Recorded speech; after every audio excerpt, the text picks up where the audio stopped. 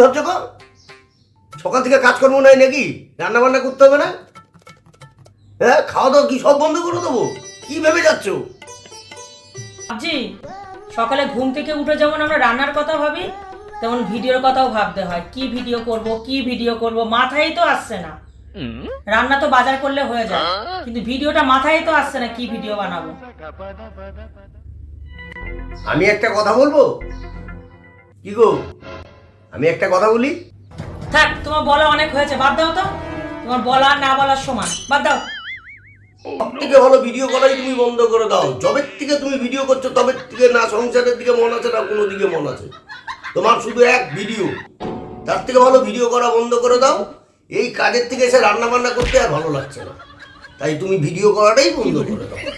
আমি তোমাকে ছেড়ে দেবো, কিন্তু ভিডিও ছাড়বো না, বুঝতে পারলে? থাকলে থাকবা, না থাকলে চলে যাবা।